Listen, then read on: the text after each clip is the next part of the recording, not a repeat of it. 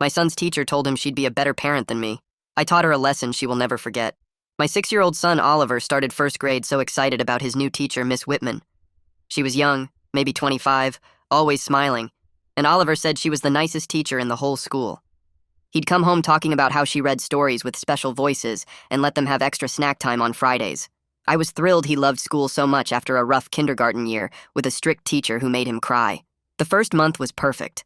Oliver bouncing out of bed ready for school, homework done without fighting, constant stories about what Miss Whitman said or did. Then little things started seeming off. Oliver mentioned that Miss Whitman said his lunch wasn't healthy enough, and she'd started bringing him special lunches she made at home. When I asked about this at pickup, she said Oliver seemed hungry, and she wanted to help. I explained we were fine financially, and his lunch was perfectly nutritious. She laughed and said she just cared so much about her students. Next, Oliver came home saying Miss Whitman didn't like his haircut that I'd just given him. She said it made him look messy, and offered to take him to her salon on Saturday to fix it.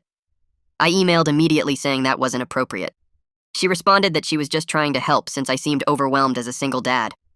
I wasn't overwhelmed. My wife had passed 2 years ago, but Oliver and I were doing great. The comments got weirder. Oliver said Miss Whitman told the class that some mommies weren't good at taking care of their kids, so teachers had to help.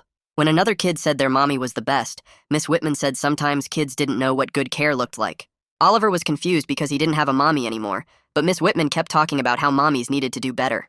At parent-teacher conferences, she spent the whole time asking about our home life. Did Oliver have proper bedtimes? Did I read to him enough? Did he eat vegetables? When I said everything was fine, she said kids with only one parent often fell behind without proper support. She offered to tutor Oliver after school for free at her apartment. I declined firmly, and she said I was being prideful instead of thinking about Oliver's needs. Halloween came and Oliver wanted to be a dinosaur. I spent hours making his costume with him, cardboard scales and painted claws. He loved it. He wore it to school for their parade and came home in tears. Miss Whitman had told him it looked homemade in a bad way and gave him a store-bought prince costume she just happened to have in his size. Said princes were better than dinosaurs, and his real costume was embarrassing. That night, Oliver asked if Miss Whitman could be his new mommy, since she knew what kids needed better than I did. My blood went cold. I asked what he meant, and he said Miss Whitman told him she would be a better mommy than anyone, and someday she'd take care of him properly. She'd been telling him this for weeks during their special lunch times, that she loved him more than anyone else could and wanted to be his mommy. I called the principal immediately, but it was after hours. Next morning, I was at school before the doors opened. The principal, Mrs. Foster, tried to brush it off as a young teacher being enthusiastic. I demanded she investigate. She said she'd look into it, but Miss Whitman was beloved and probably just meant she cared about her students like family. I knew that wasn't enough, so I started talking to other parents at pickup. Turns out Oliver wasn't the only one. 3 other single parents had similar stories. Kids coming home saying Miss Whitman would be a better parent. Extra attention for kids from divorced families. Telling kids their parents didn't pack good lunches or dress them right. One mom said her daughter asked if Miss Whitman could adopt her because she said she wanted to. We went to the principal as a group. Mrs. Foster finally took it seriously and said she'd observe the class. But Oliver came home that day saying Miss Whitman had told him not to tell anyone about their special talks anymore because some people wouldn't understand how much she loved him. That was it. I pulled Oliver out of school for the rest of the week and contacted the district superintendent with every incident documented. The other parents did the same. The superintendent launched an investigation immediately, and what they found out changed everything. The superintendent's investigation dug through Miss Whitman's employment history and found records from her previous district that made my stomach turn. She had worked at another elementary school 2 years ago, where she formed an unhealthy attachment to a 3rd-grade boy whose mother had died of cancer. The boy's father complained after Miss Whitman started showing up at their house unannounced with gifts and offering to babysit on weekends. School administrators documented multiple conversations where they told her to maintain professional boundaries, but she kept pushing. Eventually, they gave her the choice to resign quietly or face formal disciplinary action. She resigned. They wrote a neutral reference letter that said nothing about the boundary violations, and she moved to our district where nobody knew about her pattern of targeting grieving families. The hiring manager never called the previous principal directly, just relied on the sanitized paperwork, and Miss Whitman walked right into another classroom full of vulnerable kids. Owen Grimes called my cell phone on a Tuesday afternoon while I was at work. His voice sounded tired and angry at the same time as he apologized for the system failing Oliver and the other children. He explained that Miss Whitman was on immediate administrative leave starting that morning and wouldn't be allowed back in the building during the investigation. Then he asked if I would consent to having Oliver evaluated by the district's child psychologist to document any emotional impact from what happened.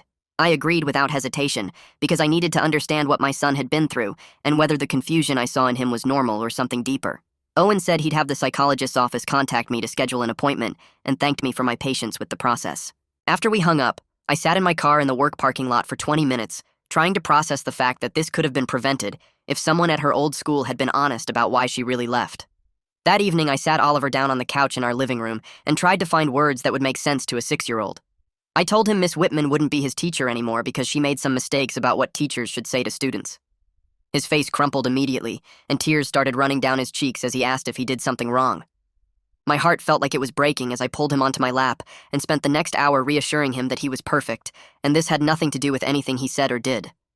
I explained that grown-ups have rules about how to act with kids, and Miss Whitman broke those rules, which meant she couldn't be a teacher right now. Oliver kept asking if she was mad at him or if he could visit her to say sorry, and I had to keep redirecting him back to the truth that he hadn't done anything wrong. By the time he finally calmed down, his shirt was soaked with tears, and I felt exhausted from trying to protect him from understanding the full ugliness of what an adult he trusted had done to him. 3 days later, I drove Oliver to the district office for his appointment with Kirsten Weaver, the child psychologist. The waiting room had toys and books scattered around to make it less scary, but Oliver clung to my hand and refused to look at anyone. Kirsten came out to meet us with a warm smile and gentle voice that immediately put me a little more at ease. She was probably in her 40s with kind eyes and a calm way of moving that suggested she'd done this many times before. She explained to Oliver that they were going to play some games and talk about school, and she told me I could watch through a one-way mirror in the observation room next door. I followed a staff member to the small room and watched through the glass as Kirsten sat on the floor with Oliver and pulled out bins of toys. She started with simple play, letting him choose what to do, asking casual questions about his favorite things.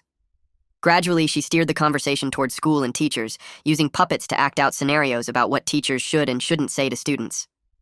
Oliver opened up slowly, moving toy figures around as he talked about how Miss Whitman said special things to him during lunch that made him feel confused.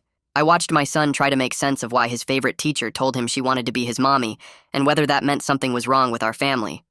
Kirsten never pushed, just followed his lead and helped him express feelings he didn't have words for yet.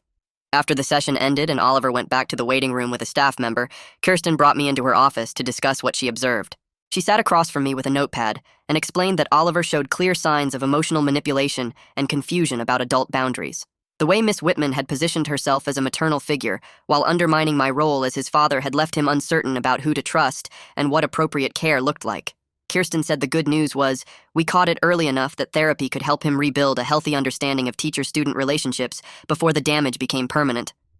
She recommended weekly sessions for at least 3 months, possibly longer depending on how he progressed. Then she warned me to prepare for Oliver to have trust issues with authority figures for a while, especially teachers, because his sense of safety in the school had been violated by someone he admired. I asked if he would be okay long-term, and she said yes, with proper support, but emphasized that I needed to be patient with behavioral regression and emotional outbursts as he processed what happened. Catherine Haynes called me that night around 9 after Oliver had gone to bed. Her voice shook as she said she couldn't stop thinking about all the warning signs she missed with her daughter Sophie. We ended up talking for 2 hours, both of us sitting in our separate houses in the dark, processing our guilt over not recognizing sooner what Miss Whitman was doing. Catherine told me Sophie had been coming home for weeks, saying Miss Whitman explained that divorce meant her parents didn't love her enough to stay together. Catherine had thought it was just a child's misunderstanding of adult conversations, maybe something Sophie overheard from other kids, until the investigation revealed that Miss Whitman had been telling multiple children from divorced families that their parents failed them. We talked about how convincing Miss Whitman had been, how she framed everything as caring and helpful, how she made us feel grateful for her attention to our kids instead of suspicious. By the end of the call, we both felt a little less alone in our anger and confusion, and we promised to keep checking in with each other as our families navigated whatever came next. The school assigned a substitute teacher to Oliver's class while they searched for a permanent replacement for Miss Whitman. I got the email from Mrs. Foster on Thursday evening explaining the transition plan and asking for patience during this difficult time. Friday morning, Oliver woke up and refused to get dressed for school, saying he didn't want a new teacher who wouldn't like him. Saturday and Sunday, he seemed okay, distracted by weekend activities, but Monday morning brought a complete meltdown when I tried to get him ready. He screamed that he didn't want to go, that the new teacher would be mean, that he wanted Miss Whitman back. Tuesday was worse, with Oliver hiding under his bed and crying so hard he made himself sick. Wednesday, I gave up and called my boss to explain I needed to take emergency family leave for the rest of the week. I stayed home with Oliver, trying to help him feel safe again, but every mention of school triggered panic and tears. The following Monday, I tried a different approach. I told Oliver I would walk him all the way to his classroom, and we would meet the substitute teacher together before I left. He agreed reluctantly, clinging to my hand as we walked through the school hallway. The substitute was a woman probably in her 60s with gray hair pulled back in a neat bun and reading glasses on a chain around her neck. She introduced herself simply as Mrs. Bradley and shook Oliver's hand with a gentle firmness that didn't demand anything from him. I explained quietly that Oliver was nervous about new teachers, and she nodded with understanding in her eyes that told me Mrs. Foster had briefed her on the situation. Mrs. Bradley told Oliver he could sit wherever he felt comfortable and that she wouldn't call on him unless he raised his hand first. She didn't try to hug him or make grand promises about being the best teacher ever. She just gave him space to warm up to her gradually, treating him like any other student instead of someone special who needed extra attention. Oliver looked up at me with scared eyes, and I squeezed his hand before letting go, promising I would be right there at pickup time. 2 weeks after Miss Whitman's administrative leave started, a district investigator contacted me to schedule a formal interview. She arrived at my house on a Saturday morning with a briefcase full of documents and a digital recorder. We sat at my kitchen table while Oliver played in his room, and she asked me to walk through every incident I could remember involving Miss Whitman's behavior. I started with the lunch comments and worked my way through months of interactions, realizing as I talked how many small things I had dismissed as enthusiastic teaching. The investigator took detailed notes and asked follow-up questions that made me see patterns I hadn't recognized before. The way Miss Whitman had tested boundaries with small violations before escalating to bigger ones. How she specifically targeted moments when Oliver was vulnerable or missing his mother. The calculated steps she took to position herself as irreplaceable in his life while undermining my role as his parent. The investigator's face remained professionally neutral, but I could see her pen pressing harder into the paper as I described how Miss Whitman told Oliver she would be a better mother than anyone. By the end of 2 hours, my throat was raw from talking, and I felt drained from reliving every moment. The investigator interviewed Madeline Fraser the same day, and Madeline called me that evening to share what came up during her session. Her voice trembled with anger as she described how her son had started calling Miss Whitman Mommy at the school during the weeks before the complaints started. When Madeline found out and corrected him, saying Miss Whitman was his teacher, not his mother, her son came home confused because Miss Whitman had told him it was okay to call her that. She said she loved him like a mother would, and that some children needed extra mothers because their real ones were too busy with divorce stuff to give them enough attention. The investigator's face had gone pale when Madeline described this, and she made extensive notes about the severity of the boundary violations. Madeline said the investigator asked detailed questions about whether Miss Whitman had ever tried to arrange time alone with her son outside of school. And Madeline remembered that Miss Whitman had offered twice to take him to the park on weekends, so Madeline could have a break. At the time, it seemed generous, but now it felt predatory, like Miss Whitman was actively trying to insert herself into their family structure and replace Madeline as the primary maternal figure in her son's life. I got a call from Catherine 2 weeks after the investigation started. Her voice was tight with anger as she told me that Miss Whitman had been reaching out to parents who weren't part of our complaint group, asking them to write letters saying what a wonderful teacher she was. Catherine had heard this from another mom at pickup who seemed confused about why anyone would complain about Miss Whitman. The woman said Miss Whitman told her that some parents were trying to destroy her career because they were jealous of how much the kids loved her. I felt sick hearing this. Miss Whitman was spinning the story to make us look like the bad guys. Catherine said 3 other parents had mentioned similar conversations, and some of them seemed to believe Miss Whitman's version of events. They thought we were overreacting and going after a good teacher who just cared too much. I called Owen immediately and explained what was happening. He sounded frustrated but not surprised. He said he would have the district lawyer send a cease and desist letter telling Miss Whitman to stop contacting anyone connected to the case. But the damage was already done. Some parents at the school were giving us cold looks at pickup now, whispering when we walked by. One dad even said to Vicky that she should think about what she was doing to Miss Whitman's life. The whole thing made me furious, but also scared that maybe the investigation wouldn't be enough if people thought we were lying. Oliver's first therapy session with Kirsten happened on a Thursday afternoon. I sat in the waiting room flipping through magazines without reading them while she talked to him in her office. The session lasted an hour, and when the door opened, Oliver walked out looking confused and a little sad. Kirsten smiled at him and told him he did a great job, then asked if she could talk to me alone for a few minutes. Oliver sat in the waiting room with a puzzle while Kirsten and I went back into her office. She said Oliver had talked about Miss Whitman a lot, describing the special lunches and the things she said about being his mommy.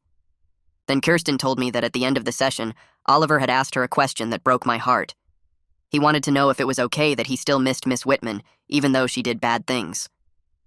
I felt tears sting my eyes as Kirsten explained that this was a normal response for a child who had been manipulated by someone they trusted.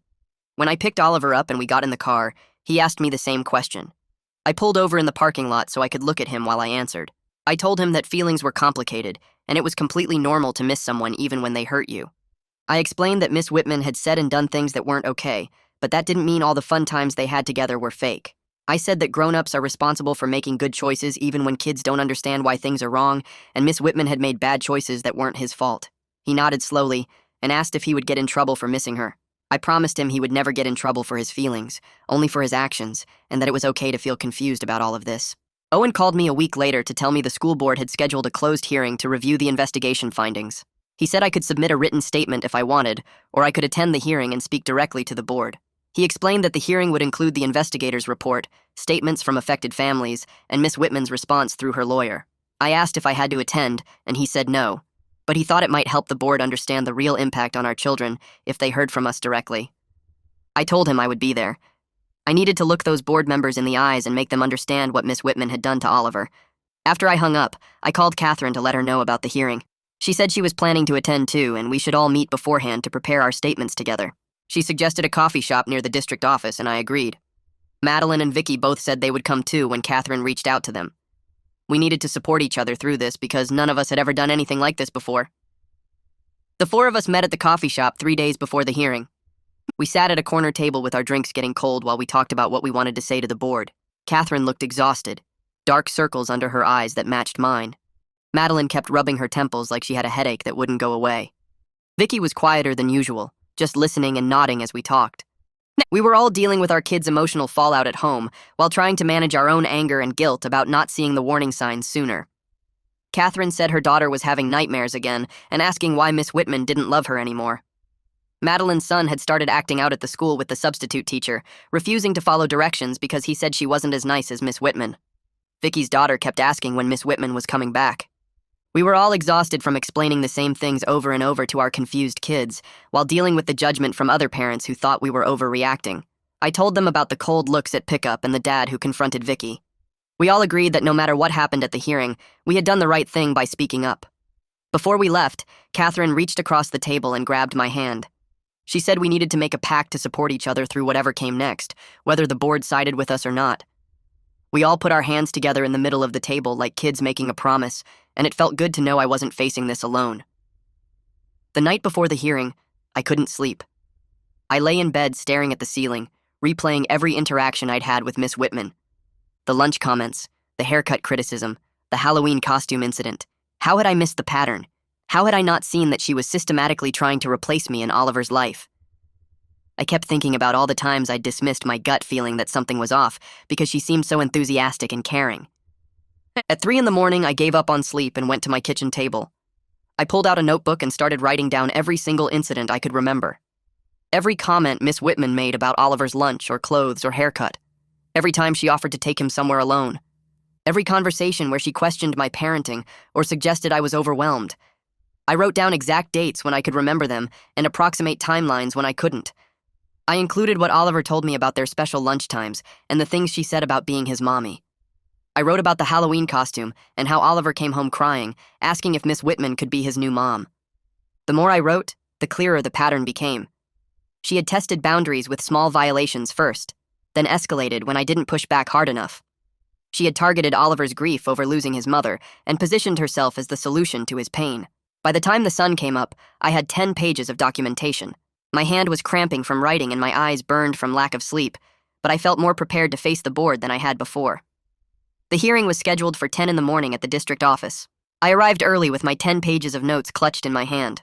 Catherine, Madeline, and Vicky were already in the waiting area outside the boardroom, all of them looking as nervous as I felt. Owen came out to greet us and explain how the hearing would work. The board would hear from the investigator first, then from us if we wanted to speak, then from Miss Whitman's lawyer. After that, they would deliberate in private and make their decision. He warned us that Miss Whitman's lawyer might try to paint us as overprotective parents who misunderstood normal teacher enthusiasm. We needed to stay calm and stick to the facts. At exactly 10 o'clock, a board member opened the door and invited us in. The room was smaller than I expected, with a long table where 5 board members sat with serious expressions. The investigator was already there with a thick folder of documents. Miss Whitman's lawyer sat on the opposite side of the room, a middle-aged woman in a gray suit who didn't look at us when we walked in. Owen gestured for us to sit in chairs along the wall, and the hearing began. The investigator presented her findings first, walking through the timeline of complaints and the evidence she had gathered. She described Miss Whitman's previous reprimand at another district and the pattern of boundary violations with students from single-parent homes. When she finished, the board chair asked if any of the affected parents wanted to speak. I stood up with my pages of notes and walked to the front of the room. I spoke for 15 minutes about how Miss Whitman had systematically targeted Oliver's grief over losing his mother. I described the lunch replacements and how she positioned them as caring for him better than I could. I explained the haircut comments and the offer to take him to her salon, implying I couldn't properly groom my own son. I talked about the Halloween costume incident and how she replaced Oliver's homemade dinosaur costume with a store-bought prince costume, making him feel ashamed of what we created together. My voice cracked when I described Oliver asking if Miss Whitman could be his new mommy because she told him she would be better at taking care of him than anyone else. I looked directly at each board member as I explained how she had told my 6-year-old son that she loved him more than anyone else could and wanted to be his mother. 2 of the board members had tears in their eyes by the time I finished. I could see Owen's jaw clenching as he listened, and the superintendent was writing notes furiously. When I sat back down, my hands were shaking, but I felt like I had finally made someone in authority understand the full scope of what happened to my son. Catherine spoke next, and her voice was steady but angry as she described what happened to Sophie.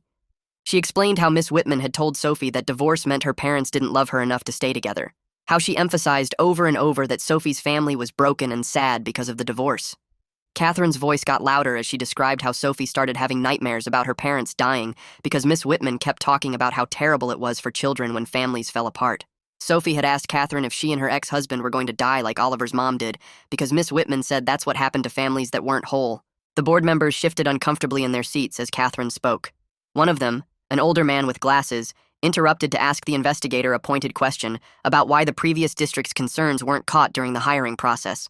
The investigator admitted that the reference check had failed because Miss Whitman's previous district gave her a neutral reference to avoid legal complications. They hadn't flagged the reprimand or explained why she left. The board member looked furious and made a note on his papers. Madeline and Vicky spoke after Catherine, adding their own stories of boundary violations and inappropriate comments. By the time we finished, the board members looked shell-shocked. The board chair announced they would deliberate in private and asked us to wait in the hallway. We filed out of the room and the door closed behind us with a heavy click. The investigator and Owen stayed inside for the deliberations. We sat on hard plastic chairs in the hallway and waited. Madeline started pacing after the first 30 minutes, walking back and forth in front of the water fountain. Vicky sat with her head in her hands, not saying anything. Catherine and I tried to make small talk, but kept trailing off into silence. We could hear muffled voices through the door, but couldn't make out any words. An hour passed, then 2 hours. I started to worry that they were struggling to reach a decision, that maybe Miss Whitman's lawyer had convinced them we were overreacting. After 3 hours, I was ready to scream from the tension. Catherine kept checking her phone, and Madeline had worn a path in the floor from her pacing. Vicky looked like she might be sick. I tried to stay calm by reminding myself that we had done everything we could. We had documented everything, spoken clearly about the impact, and now it was up to the system to do its job. But the waiting was torture. The door finally opened and Owen stepped out into the hallway. His face was serious, but I couldn't read his expression. We all stood up immediately, holding our breath. Owen looked at each of us, and then said the board had voted unanimously to terminate Miss Whitman's employment effective immediately. Relief hit me so hard I had to grab the back of a chair to stay standing. Owen continued explaining that the board was also reporting her conduct to the State Teaching Certification Board with a recommendation that her license be suspended or revoked. He apologized again for the system's failures, for not catching the red flags during hiring, for Mrs. Foster's initial dismissal of our concerns. He promised that the district would conduct a full review of hiring procedures and teacher supervision protocols to prevent this from happening to other families. Catherine started crying, and Madeline hugged her. Vicky let out a long breath like she had been holding it for months. I felt tears on my own face, but I was too tired to wipe them away. Owen shook my hand and thanked us for being brave enough to speak up. He said our children were lucky to have parents who fought for them. I couldn't speak, just nodded and tried to process that it was actually over. We walked out of the district office into the bright afternoon sunlight. The parking lot was half empty, and I could hear birds singing in the trees nearby. It felt surreal after the intensity of the hearing room. Catherine grabbed me in a tight hug right there in the parking lot, not caring who saw us. She said she couldn't have gotten through this without our group support, that knowing other families were going through the same thing made her feel less crazy. I hugged her back and told her the same thing. Madeline and Vicky joined the hug, and we stood there in a circle for a minute. 4 parents who had been strangers 2 months ago, but were now bonded by the worst experience of our parenting lives. When we finally let go, I looked at each of them and realized that finding these other families had been the one good thing to come out of this nightmare. We had protected our children together, and that mattered more than anything Miss Whitman had tried to destroy. I drove home from the district office feeling like I could finally breathe properly for the first time in weeks. Oliver was at my parents' house for the afternoon, and I needed to pick him up soon, but I sat in my car for a few minutes just processing what had happened. Miss Whitman was gone. Really gone. The board had terminated her employment and reported her to the state, and there was no going back from that. I started the engine and headed to my parents' place, rehearsing in my head how I would explain this to Oliver in a way that wouldn't make him feel responsible or scared about what came next. When I got there, he was playing in the backyard with my dad, kicking a soccer ball back and forth. He looked so normal, so happy in that moment, and I hated that I had to bring up Miss Whitman again. But he needed to know what happened. We drove home and I made him a snack, then sat down with him at the kitchen table. I explained that Miss Whitman wouldn't be his teacher anymore because she had broken some important rules that teachers have to follow. Oliver's face crumpled and he asked if she was in trouble because of him. My chest tightened at the question because I knew he'd been carrying this fear around. I told him no, that teachers have rules they must follow, and Miss Whitman broke those rules all by herself. He nodded slowly, seeming to accept this, but then he asked if his new permanent teacher would leave too. The question hit me hard because it showed how deeply this whole situation had shaken his sense of security. I pulled him close and promised that his new teacher would be someone who knew how to follow the rules and would stay with his class for the whole year. He leaned against me and asked what his new teacher would be like, and I had to admit I didn't know yet because the school was still finding someone good. The next few days passed in a strange calm. Oliver went back to the school with the substitute teacher and seemed to settle into a routine, though he was quieter than usual. I checked in with him every evening about how school went, and he'd give me short answers about what they learned or who he played with at recess, but he didn't talk about the substitute teacher much. Then on Friday afternoon, Mrs. Foster called me. She said the district had hired a new permanent teacher for Oliver's class and asked if I could come in Monday morning before school started to meet her. The teacher's name was Orla Hayes, and she had 15 years of experience teaching first grade, plus special training in working with kids who'd been through difficult situations. I felt relief wash over me at hearing this, because it sounded like the district was taking Oliver's needs seriously. I agreed to come in Monday and asked if Orla would be meeting with all the affected families, and Mrs. Foster said yes, she'd be meeting with each of us individually before taking over the class. Monday morning, I dropped Oliver at my parents' house again and drove to the school. Mrs. Foster met me in the main office and walked me to an empty classroom where Orla was waiting. She was maybe 40, with short dark hair and a calm way of standing that immediately made me feel less anxious. We shook hands and sat down at a table meant for 6-year-olds, our knees bumping the underside. Orla started by saying she'd been briefed on what happened with Miss Whitman and wanted to hear directly from me about Oliver's experience and what he needed going forward. I spent 20 minutes telling her everything, from the special lunches to the Halloween costume to Oliver asking if Miss Whitman could be his new mommy. Orla listened without interrupting, taking notes occasionally, and when I finished, she looked at me with understanding in her eyes. She said rebuilding Oliver's trust in teachers would take time and patience, which she was prepared to provide. She explained her approach of maintaining consistent, appropriate boundaries while still being warm and supportive, and asked me to let her know immediately if Oliver showed any signs of anxiety or confusion about her behavior. I left that meeting feeling like Oliver was finally going to be in good hands. The next day, Orla met with Catherine, then Madeline, then Vicky, spending an hour with each family to understand what their kids had been through. Catherine texted me afterward saying Orla seemed perfect for the situation, and I agreed. Wednesday was Oliver's first day with Orla as his permanent teacher. I walked him to class that morning, more nervous than he seemed to be. Orla greeted us at the classroom door with a friendly smile and introduced herself to Oliver.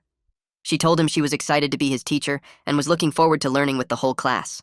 Oliver gave her a shy smile and went to his desk without looking back at me.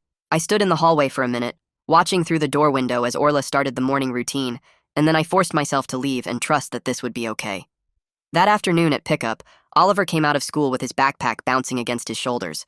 I asked how his day went, and he said it was good. I asked about Orla, and he thought for a moment, then said she was nice, but not in the same way Miss Whitman was. Something about the way he said it made me realize he was starting to understand the difference between appropriate teacher kindness and the manipulative attention Miss Whitman had given him. I asked what he meant, and he said Orla was nice to everyone the same way. Not special nice, just to him. I told him that was exactly how teachers should be, and he nodded like this made sense. 2 weeks later, I had a parent consultation with Kirsten Weaver, the child psychologist who'd been working with Oliver. She told me he was making good progress in therapy, but still struggled with understanding why an adult he trusted would say confusing things about his family. Kirsten recommended I continue reinforcing that Miss Whitman's behavior was about her own problems, not anything wrong with Oliver or our family. She said kids Oliver's age have trouble understanding that adults can make bad choices, and he needed repeated reassurance that he didn't cause any of this. I promised to keep having those conversations with him and asked how long she thought therapy would need to continue. Kirsten said probably another 2 months at least, maybe longer depending on how Oliver adjusted to having Orla as his permanent teacher. Around the same time, I got a call from an investigator with the State Teaching Certification Board. She said they'd opened their own investigation into Miss Whitman's conduct based on the district's report and needed my statement. I spent an hour on the phone with her, going through every incident again, and she explained that if they found serious misconduct, they could revoke or suspend Miss Whitman's teaching license. This would prevent her from teaching in any school in the state, maybe even other states if those certification boards honored the decision.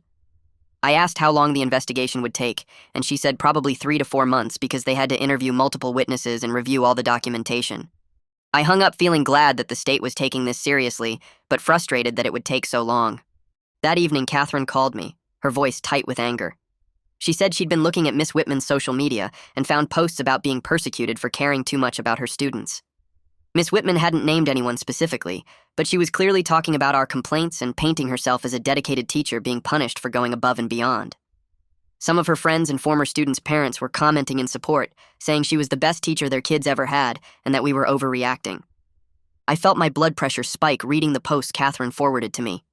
I wanted to respond, to tell everyone what Miss Whitman had really done, but our lawyer had advised us to avoid any direct or indirect contact with her. Catherine and I vented to each other for half an hour about how unfair it was that Miss Whitman got to control the narrative on social media while we had to stay silent.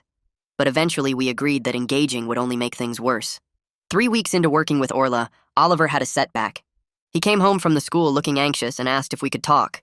We sat on the couch and he pulled a small sticker out of his backpack, a golden star with smiley face on it. Orla had given it to him for good work on a math worksheet. Oliver asked if this meant Orla was going to start bringing him special things like Miss Whitman did. My heart sank because I realized how deeply the boundary violations had affected his understanding of normal teacher-student interactions. I explained that teachers sometimes give all students small rewards like stickers for good work, and that was different from bringing special lunches or costumes just for one student. Oliver seemed uncertain, so I told him we could talk to Orla about it if it made him uncomfortable. He said he liked the sticker, but it made him worried, and I said that was a completely normal feeling to have. That evening, I emailed Orla explaining what happened and asking if she could adjust her approach with Oliver to keep rewards class-wide rather than individual for now. She responded within an hour saying she completely understood the problem and would make sure to only give out rewards to the whole class going forward. She thanked me for helping her understand Oliver's specific triggers so she could avoid accidentally creating situations that reminded him of Miss Whitman. I felt grateful that Orla was so receptive and willing to adapt her teaching style for Oliver's needs. The following week, the district sent out a statement to all parents explaining that a teacher had been terminated for professional misconduct and that new policies were being implemented to prevent similar situations. They didn't name Miss Whitman, but everyone in the school community knew who they were talking about. At pickup that afternoon, several parents I barely knew gave me sympathetic looks, and one mom touched my arm and said she was sorry we'd gone through this. I appreciated the support, but also felt exposed, like everyone was watching me and Oliver to see how damaged we were. A week after that awkward scene at pickup, Catherine called and asked if Oliver wanted to come over for a play date with her daughter Sophie. I said yes without thinking twice because Oliver needed to spend time with other kids who understood what he'd been through, even if they were too young to really talk about it. We drove to Catherine's house on Saturday morning, and Oliver ran straight to Sophie's room where she had her toys spread across the floor. I watched them through the doorway as they built a tower together with blocks, laughing when it fell over, starting again without any frustration. They looked like normal 6-year-olds having fun, not kids who'd been manipulated by an adult they trusted. Catherine and I sat in her kitchen drinking coffee while keeping one eye on the playroom. She told me it amazed her how fast kids bounced back from things that would mess up adults for years. I agreed, but said I still worried about the long-term effects we couldn't see yet.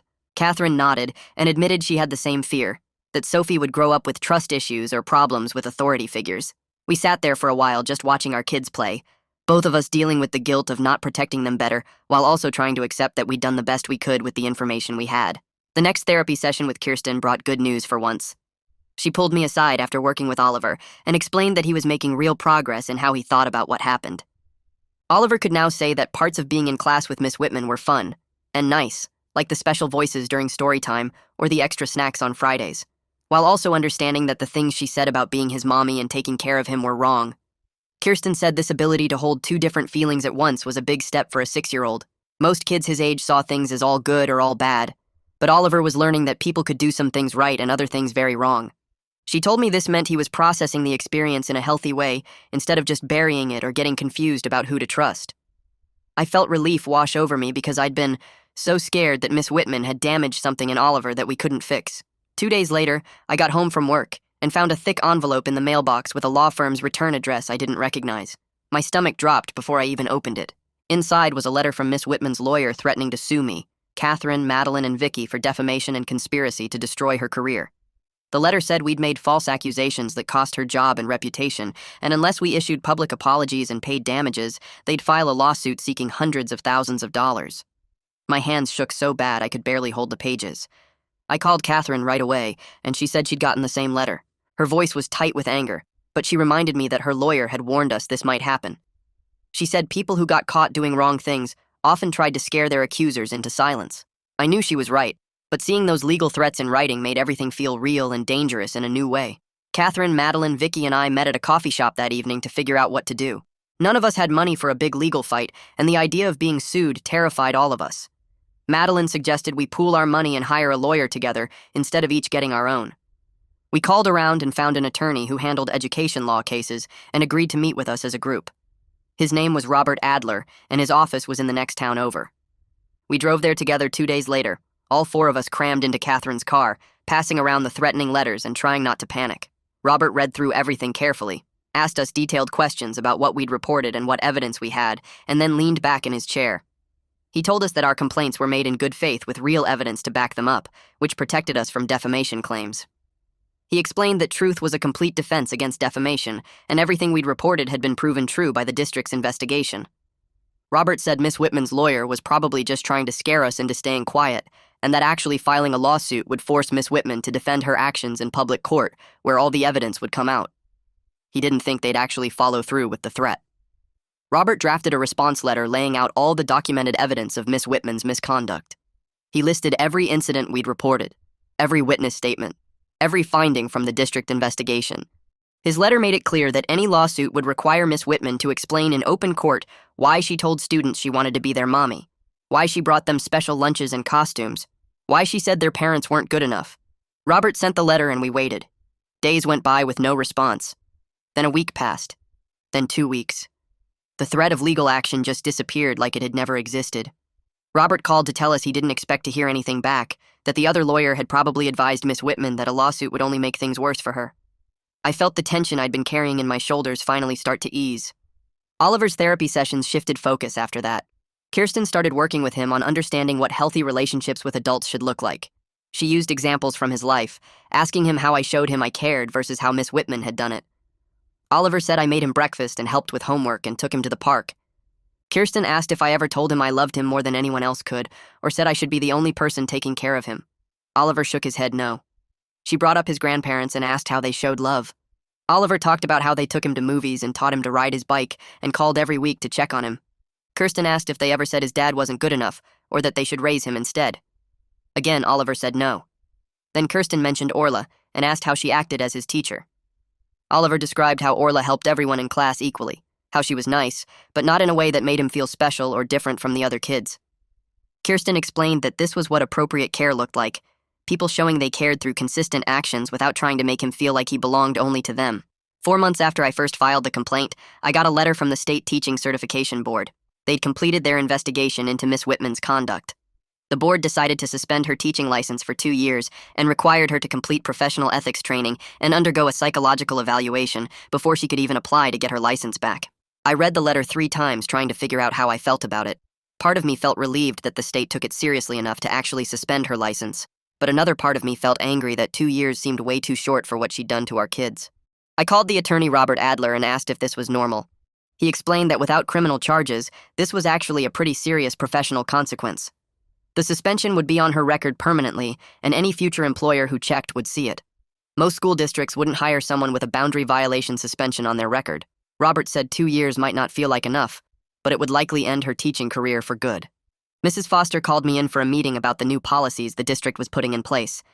She'd worked with the superintendent and the district lawyer to create rules that would prevent another situation like ours.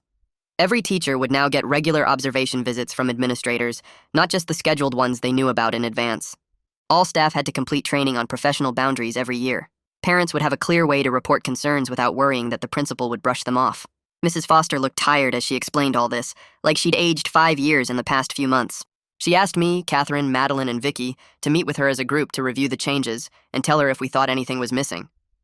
We sat in her office going through the new policy manual page by page. Most of it looked good, but I kept thinking about how Miss Whitman had problems at her previous school that nobody told us about. I brought up the issue of teachers transferring between districts. I explained that Miss Whitman's previous school had reprimanded her for boundary issues, but gave her a neutral reference letter anyway, because they wanted to avoid legal problems. If the new district had known about those red flags, maybe they wouldn't have hired her and our kids wouldn't have gone through this. Mrs. Foster nodded slowly and said she'd never thought about that angle. Owen Grimes was sitting in on the meeting, and he pulled out his phone to make notes. He said this was a real problem in education, that districts often gave problem teachers good references just to move them along to somewhere else. Owen promised to work with the district's lawyer to figure out new rules for reference checks and sharing information about past problems. He said it wouldn't be easy because of privacy laws and fear of lawsuits, but after what happened with Miss Whitman, the district had to find a way to do better. I suggest the district needs better communication between schools when teachers transfer, so red flags from previous positions don't get lost in neutral reference letters. Owen takes this seriously and works with the district's lawyer to develop new protocols for reference checks and information sharing. 2 weeks later, Oliver bounced through the front door with his backpack dragging behind him and dropped it on the floor with a thud. He started talking before I could even say hello, words tumbling out about how Orla let them do a science experiment with vinegar and baking soda to make volcanoes. He described every detail, how the foam erupted over the sides of the cup, how his friend Ethan got some on his shirt, how Orla said they could do more experiments next week if everyone cleaned up properly. He talked about playing soccer at recess and how he scored a goal, and then about the story Orla read during quiet time, something about a kid who found a magic treehouse. I stood in the kitchen listening to him ramble on about normal first-grade things, friends and learning and games, without a single mention of teachers being like parents or needing special care. My throat got tight, and I had to turn away to wipe my eyes because this was what 6-year-olds were supposed to sound like when they came home from the school. Just excited about volcanoes and soccer and stories, nothing complicated or confusing, just a regular good day. Oliver grabbed a snack and kept chattering while I made dinner, and I realized I hadn't heard him sound this genuinely happy about school since the first few weeks with Miss Whitman, before everything got weird. The next afternoon, I sat in Kirsten's office for our regular check-in about Oliver's progress. She had her notes spread out on the desk and looked up at me with a small smile. She explained that Oliver had reached a point where he didn't need weekly therapy anymore, that he'd developed good strategies for handling confusing feelings about adults and their behavior. She said he was rebuilding his ability to trust teachers within normal boundaries, understanding that they could be kind without trying to replace me or take over his life. She recommended moving to sessions every other week for the next few months, then maybe once a month after that if he continued doing well. I asked if this meant he was really okay now, if the damage from Miss Whitman was actually healing, and Kirsten explained that kids are pretty tough when they get the right support early. Oliver had processed what happened in an age-appropriate way, understanding that Miss Whitman made mistakes without carrying around heavy trauma about it.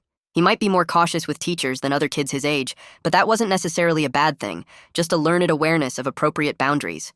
Kirsten said I'd done exactly the right things by taking his concerns seriously, getting him help quickly, and maintaining consistent reassurance that none of it was his fault. 3 weeks after that, I walked into the school for a parent-teacher conference with Orla. I sat in one of those tiny chairs meant for first graders, while Orla pulled out Oliver's work samples and assessment scores. She told me Oliver was bright and engaged, always participating in class discussions and helping other students when they got stuck on assignments. She showed me his reading progress, his math worksheets, his drawings and writing samples, all of it showing a kid who was learning and growing exactly like he should be. Then she mentioned that Oliver still sometimes asked her in the morning if she was definitely coming back tomorrow, needing that reassurance that she wouldn't disappear like Miss Whitman did. But overall, he was doing great academically and socially, making friends, following classroom rules, showing enthusiasm for learning. Orla said she could see how much progress he'd made since she took over the class in January, how he'd gone from anxious and withdrawn to confident and happy. She credited the therapy and my consistent support at home, but I could tell she'd also worked hard to create a safe classroom environment where Oliver could relax and just be a student. I thanked her for understanding what Oliver needed and for giving him the space to heal while still challenging him academically. That evening, my phone rang and Catherine's name showed up on the screen. I answered, and she immediately started talking about how much better Sophie was doing lately, how she'd stopped asking if Miss Whitman could be her mom and had started talking about her actual parents in normal ways again. Catherine said she was so grateful we'd found each other through this whole mess that having other parents who understood what our kids went through made everything easier. She suggested we should get our families together regularly, maybe monthly dinners or weekend park trips, because Sophie and Oliver had formed this bond through their shared experience, even though they couldn't quite explain what they had in common. I agreed it was a good idea, that Oliver could use more friends who got what he'd been through without needing all the details explained. We picked a date for the following Saturday and talked about maybe including Madeline and Vicky's families too, creating a little support network for the kids and parents who'd all been affected by Miss Whitman's behavior. After I hung up, I sat on the couch thinking about how focused I'd been on Oliver's healing for the past 6 months. Every decision, every conversation, every therapy session had been about making sure he was okay, that he understood what happened, that he could move forward without being damaged by Miss Whitman's manipulation. But I hadn't really dealt with my own feelings about the whole thing. The anger at someone who exploited my son's grief over losing his mother. The fear that I'd missed warning signs that should have been obvious. The guilt over letting it go on for so long before I took action. I'd pushed all of that aside to focus on Oliver. But now that he was doing better, I could feel everything I'd been ignoring starting to bubble up. I found myself getting unreasonably angry at small things, snapping at people at work, lying awake at night replaying every interaction with Miss Whitman, and beating myself up for not seeing through her act sooner. I realized I probably needed to talk to someone about this too, that I couldn't just pretend I was fine when I clearly wasn't processing what had happened to our family. I called Kirsten's office the next day and asked if she could recommend a therapist for adults dealing with the aftermath of what happened with Miss Whitman. She gave me 2 names and I scheduled an appointment with the first one for the following week. Sitting in that therapist's office felt weird at first, being the one in the chair instead of the parent waiting outside while my kid got help. But once I started talking about the guilt and the anger and the fear, it all came pouring out in ways I hadn't expected. The therapist listened and then started helping me understand that Miss Whitman's manipulation wasn't just aimed at the kids. It was designed to make parents like me feel grateful for her attention instead of suspicious of it. She deliberately played on my insecurities as a single parent, making comments about being overwhelmed and needing help, framing her boundary violations as generous concern instead of inappropriate intrusion. The therapist explained that I was also a victim of her manipulation, not just a negligent parent who should have known better. Recognizing that helped me start to forgive myself for not seeing through her act immediately, understanding that she'd been sophisticated and deliberate in how she operated. The school year crawled toward its end, and Oliver completed 1st grade with Orla as his teacher. On the last day of school, they had an end-of-year celebration with cookies and juice boxes and presentations of student work. Oliver walked up to Orla with a card he'd made, construction paper folded in half with crayon drawings on the front. He handed it to her and she opened it and read whatever he'd written inside, then smiled and thanked him. Later when we got home, I asked what the card said, and Oliver told me he'd thanked her for being a good teacher. Just that simple phrase, good teacher, not best teacher or favorite teacher or anything about being like family. Just good teacher, acknowledging that she'd done her job well within appropriate boundaries. That simplicity showed me how far he'd come in understanding what healthy teacher-student relationships looked like, that teachers could be kind and supportive without trying to become substitute parents or demanding special emotional attachment. Summer break started, and suddenly Oliver had 2 months without the daily reminder of school and teachers and complicated adult relationships. We went on a camping trip to a state park 3 hours away, sleeping in a tent and cooking hot dogs over a fire and hiking trails through the woods. Oliver ran around catching bugs and climbing trees and swimming in the lake, just being a kid without any weight on his shoulders. We spent lazy days at the community pool where he played with other kids and practiced his swimming while I sat on a lounge chair reading and watching him. I could see the difference in how he moved through the world now, more relaxed and confident, laughing freely without that shadow of confusion and misplaced attachment that had haunted him for months. He was just a regular 7-year-old having a regular summer, and that felt like the biggest victory of all. In late July, my phone rang with a number I didn't recognize. I answered, and a woman introduced herself as a parent from a different elementary school in another district about 20 miles away. She explained that Miss Whitman had applied for a teaching position at their school, and someone on the hiring committee had found news coverage of the investigation into her conduct. The committee wanted to hear directly from an affected parent before making their decision about whether to interview her. My stomach dropped at the thought of Miss Whitman trying to get back into a classroom, but I told the woman I'd be happy to share our experience. She thanked me and said she had about an hour if I was available to talk right then. I spent the next hour giving her a detailed account of everything that happened, starting with the small boundary violations and building up to Miss Whitman telling Oliver she wanted to be his mom. I explained how she'd targeted kids from single-parent homes, particularly those who'd lost a parent through death or divorce, and how she'd systematically tried to position herself as a better alternative to their actual families.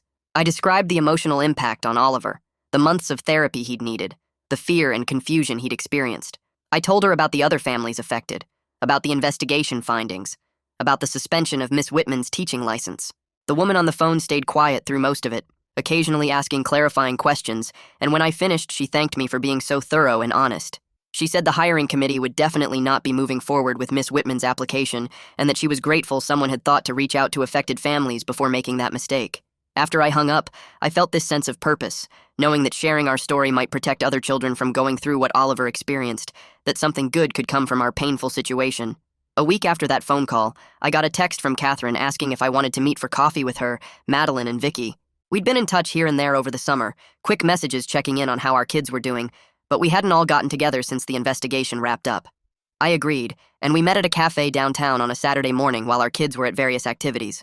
We sat at a corner table with our drinks and started talking about normal parent stuff, swim lessons and soccer camp and vacation plans, and it felt strange at first because we'd only ever talked about the crisis that brought us together. Catherine mentioned that Sophie had made a new friend at day camp who she played with every day.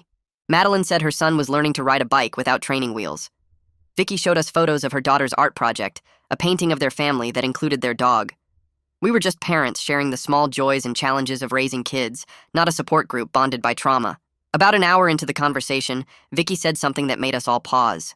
She said she was grateful we'd found each other, even though she wished it had been under different circumstances, and we all nodded because that captured exactly how we felt. We'd become real friends through the worst experience of our parenting lives, and now we were building something beyond that shared pain. We made plans to get our kids together for a play date at the park the following weekend, and as we left the cafe, I realized these friendships would last because they were based on genuine connection and mutual support, not just the crisis that initially brought us together. Oliver started asking about second grade a few days later while we were eating dinner. He wanted to know who his teacher would be, and if she would be nice and if she would like him. I could hear the worry in his voice, that tight quality that meant he was anxious about something but trying not to show it. I put down my fork and looked at him across the table. I told him we wouldn't know who his teacher was until right before school started, but that every teacher was different and that was okay. Some teachers were quiet and some were energetic, some were strict about rules and some were more relaxed, and none of that made them good or bad, just different. I said it was okay to take time to get to know a new teacher before deciding how he felt about them, that he didn't have to love his teacher right away or think they were the best teacher ever. He could just see what they were like and how he felt in their classroom, and that was enough. Oliver seemed to relax a little at that, like I'd given him permission to be cautious instead of immediately trusting and attaching to whoever his new teacher turned out to be. He asked if his second grade teacher would bring him special lunches or want to take him places on weekends. I said no, that teachers weren't supposed to do those things, and his new teacher would treat him the same way she treated all the other students, which was exactly what he needed. 2 weeks before school started, I scheduled a meeting with Mrs. Foster to talk about Oliver's placement in second grade. I sat in her office, the same place where I'd first demanded she investigate Miss Whitman almost a year ago, and this time the conversation was completely different. She told me she'd been very careful about selecting Oliver's teacher for second grade, looking for someone who was structured and consistent and had experience with students who needed extra emotional support. She'd chosen a teacher named Fiorella Marks, who had been teaching second grade for 8 years and had a reputation for being kind, but maintaining clear boundaries with her students. Mrs. Foster said she would brief Fiorella on Oliver's history with Miss Whitman without making him feel labeled or different from the other kids. She'd explain that Oliver needed consistency and appropriate distance, that he might be cautious about trusting his teacher at first, and that this was normal and healthy given what he'd been through. I asked if Fiorella knew about the investigation, and Mrs. Foster said yes, that all the teachers in the building had been informed about what happened and had received training on professional boundaries as a result. I left her office feeling cautiously hopeful that second grade would be a fresh start for Oliver, a chance to experience what a normal teacher-student relationship looked like. The back to the school open house happened on a Thursday evening in late August. Oliver held my hand tightly as we walked through the hallways looking for his new classroom. We found it and went inside, and Fiorella was standing by her desk greeting families as they arrived. She was probably in her mid-30s with brown hair pulled back in a ponytail and glasses, wearing jeans and a school t-shirt. She smiled when she saw us and introduced herself, shaking my hand and then crouching down to Oliver's level to say hello. She asked him a few questions about what he liked to do for fun and what his favorite subject was, the same questions she was asking every kid who came through the door. She didn't single him out or give him extra attention or try to create some special connection. She was friendly, but not overly enthusiastic, treating Oliver exactly like every other student in the class, and I could see him starting to relax as he realized she wasn't going to be like Miss Whitman. We looked around the classroom at the decorated bulletin boards and the reading corner and the desks arranged in groups of 4. Fiorella explained her classroom rules and her homework policy and how she communicated with parents, all very straightforward and professional. When we left, Oliver said she seemed okay, not amazing or the best or his favorite, just okay, and that simple assessment was exactly what I'd hoped for. The first week of second grade went smoothly, in ways that felt almost boring after the drama of first grade. Oliver came home each day with normal stories about what they'd learned in math and who he played with at recess, and a funny thing that happened at lunch when someone spilled their milk. He talked about Fiorella the way kids talk about teachers, mentioning things she said or rules she had, but without the intense attachment and constant references that had marked his relationship with Miss Whitman. On Friday, I asked him how he liked his new teacher, and he shrugged and said she was fine, she was nice, she helped him when he didn't understand something. It was such a normal, healthy response that I almost wanted to cry with relief. We'd finally reached a place where school was just school again, not a source of anxiety and confusion and complicated emotions. Oliver was learning and playing and making friends, and his teacher was just his teacher, not someone trying to insert herself into our family or replace his dead mother. The ordinariness of it all felt like the biggest victory we'd achieved in the entire year since Miss Whitman first started crossing boundaries. I had a final consultation with Kirsten on a Tuesday afternoon while Oliver was at the school. I sat in her office where we'd had so many conversations about his healing process, and she told me that Oliver had successfully processed his experience with Miss Whitman.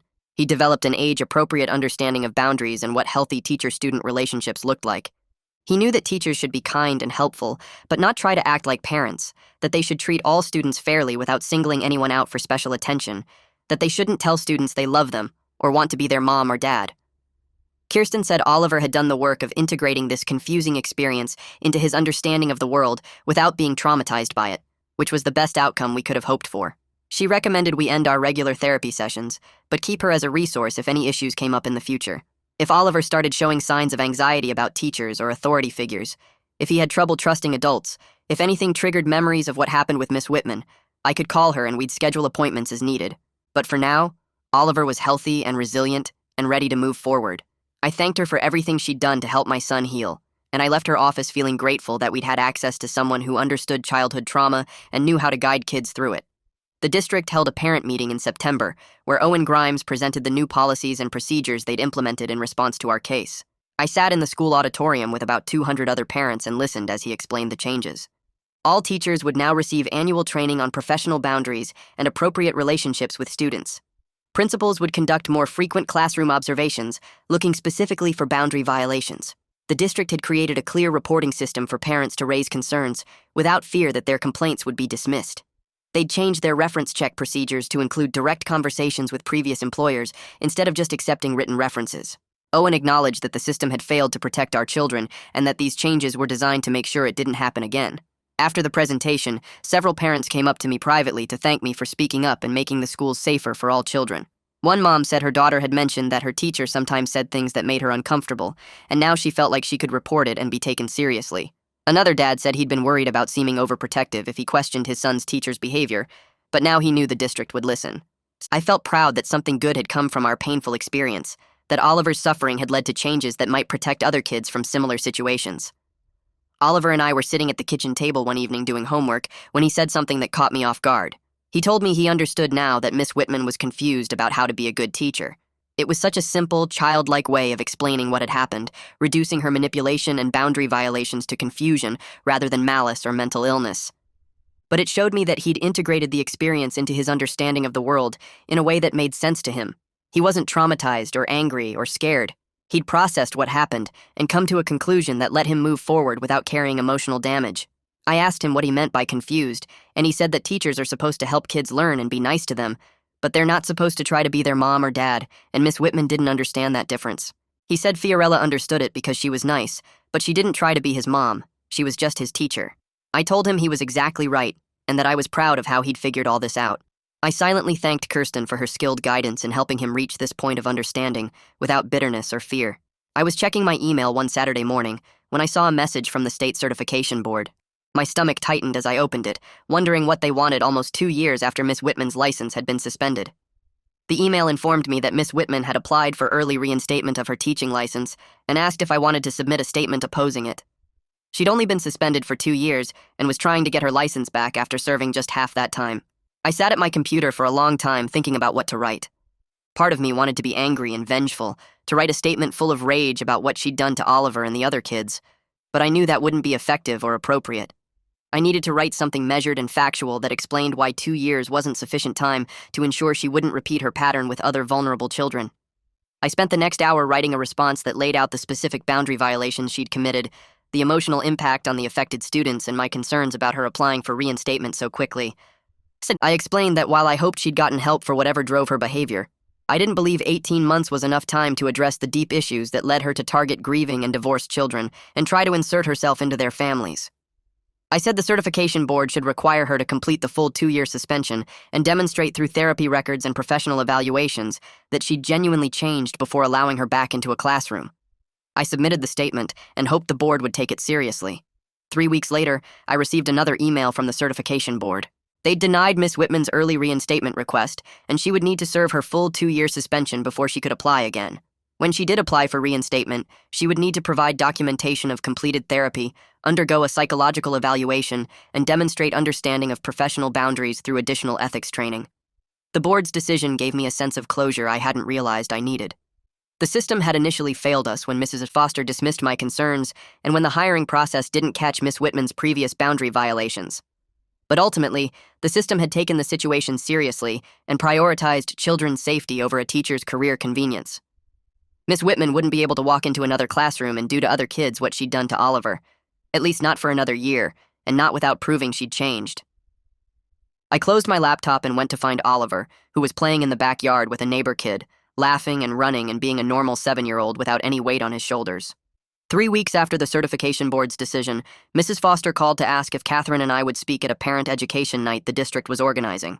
She explained they wanted to help other parents recognize warning signs of inappropriate teacher behavior before situations escalated like ours had. Catherine and I met at the coffee shop to prepare what we'd say, and we decided to focus on the specific red flags we'd missed or dismissed. We wouldn't name Miss Whitman or give details that would identify our kids, just share the general patterns that other parents might encounter. The night of the presentation, about 40 parents filled the school library, and I felt my stomach twist as I looked at all those faces waiting to hear our story. Catherine spoke first, describing how her daughter had come home with comments about divorce, meaning parents didn't love enough, and how she'd initially thought it was just a child misunderstanding adult conversations. She explained how the comments became more frequent and specific, how the teacher started bringing special treats just for her daughter, how the attention felt flattering at first before it started feeling wrong. I talked about Oliver's experience without using his name, explaining how grief over losing his mother had made him vulnerable to someone offering excessive care and attention. I described the lunch replacements, the costume incident, the offers to take him places outside school, and how each thing seemed small by itself, but formed a pattern when we looked back. Several parents nodded as I spoke, and one mother raised her hand to ask how we'd known when to take action versus when to give the teacher the benefit of the doubt. Catherine answered that one, saying we'd learned to trust our instincts when something felt off, even if we couldn't immediately explain why it bothered us. After the presentation, parents came up to thank us and ask questions, and 3 different people mentioned they'd noticed small things with their kids' teachers that they'd been dismissing as overthinking. We encouraged them to document anything that concerned them and to talk to other parents to see if patterns emerged. Driving home that night, I felt like maybe the awful experience with Miss Whitman could prevent other families from going through what we had.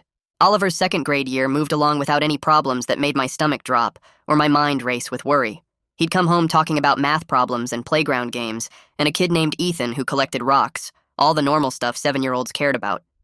His friendship group had expanded to include 4 or 5 regular playmates, and I'd started getting invited to weekend birthday parties at trampoline parks and pizza places.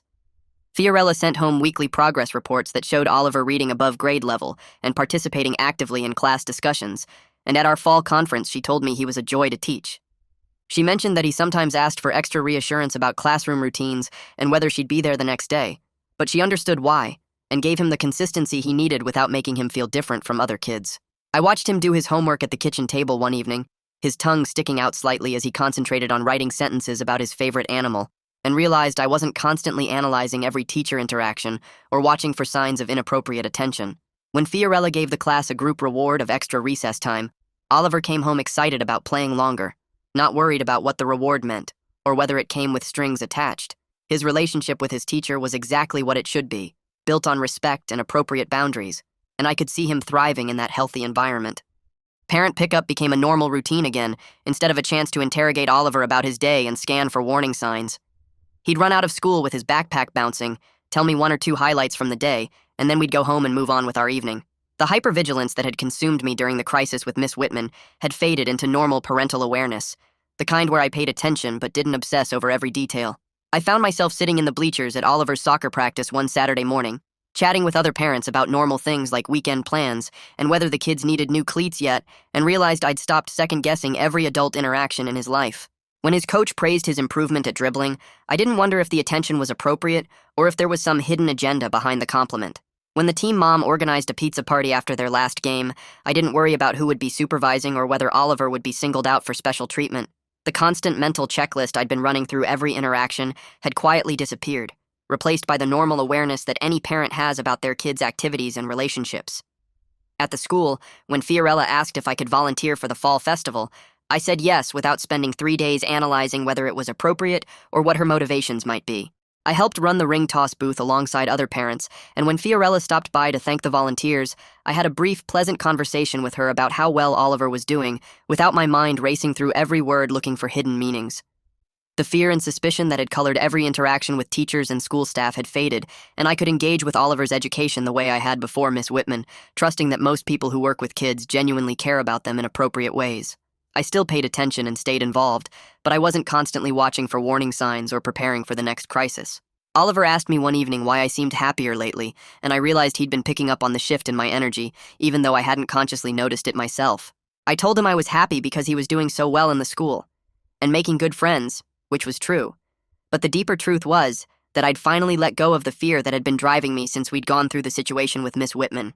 On the anniversary of the day I'd first reported Miss Whitman to Mrs. Foster, I took Oliver out for ice cream after school without telling him why.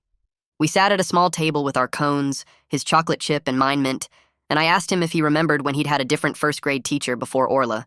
He nodded and said he remembered Miss Whitman had left and Orla had come, but he didn't remember exactly when or why. I told him we'd gone through something hard together that year, something that had been confusing and scary for both of us, but we'd gotten through it and come out stronger on the other side. He asked if it was about Miss Whitman saying weird things about being his mom, and I was surprised he remembered that specifically when so much else had faded. I said yes, that was part of it, and explained that sometimes grown-ups make mistakes about how to treat kids, and when that happens, other grown-ups have to step in and fix it.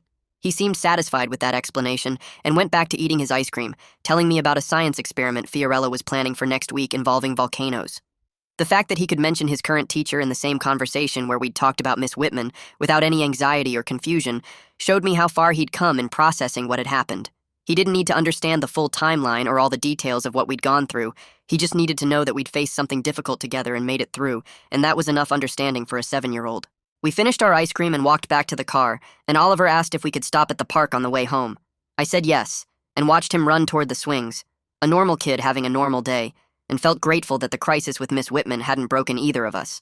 My phone rang 3 days later while I was making dinner, and Catherine's name appeared on the screen. She told me she'd just gotten off a call with Mrs. Foster, who had some news she thought we'd want to hear.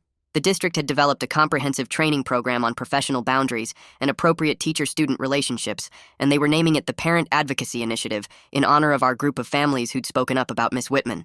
Mrs. Foster wanted to know if we'd be willing to help train new teachers by sharing our experience and the warning signs we'd learned to recognize. Catherine said she'd already agreed and wanted to know if I was in too, and I said yes, without hesitation. Turning our painful experience into education for others felt like a way to honor what our children had gone through and make sure it meant something beyond just our own family's healing. We'd be meeting with the district's professional development coordinator next week to plan the training curriculum, and Mrs. Foster wanted us involved in developing the actual content rather than just showing up to tell our story. I hung up and stood at the stove stirring pasta sauce, thinking about how strange it was that something so awful had led to this opportunity to maybe prevent other families from going through what we had. Oliver came into the kitchen asking what was for dinner, and I told him spaghetti, his favorite. He started setting the table without being asked, chatting about his day, and I watched him move around the kitchen with the easy confidence of a kid who felt safe and secure in his world. The district naming their program after our advocacy felt like validation that speaking up had been the right choice, even when it had been terrifying and exhausting and full of self-doubt. Catherine called back later that evening after Oliver was in bed, and we talked for an hour about what we wanted to include in the training. We agreed that the focus should be on empowering parents to trust their instincts and providing concrete examples of boundary violations so teachers would understand where the lines were. We wanted to make sure new teachers learned these lessons without having to make the mistakes Miss Whitman had made, and that parents knew they had the right to question things that felt wrong without being dismissed as overprotective or difficult. Oliver and I settled into our normal life with school and homework and weekend activities, the comfortable routine of a family that had healed from something hard. Saturday mornings meant soccer practice. Sunday afternoons often included playdates with Ethan or one of Oliver's other friends, and weekday evenings followed the predictable pattern of dinner, homework, bath time, and bedtime stories. We'd started a tradition of Friday movie nights where Oliver got to pick what we watched, and we made popcorn together, and those quiet evenings on the couch became my favorite part of the week.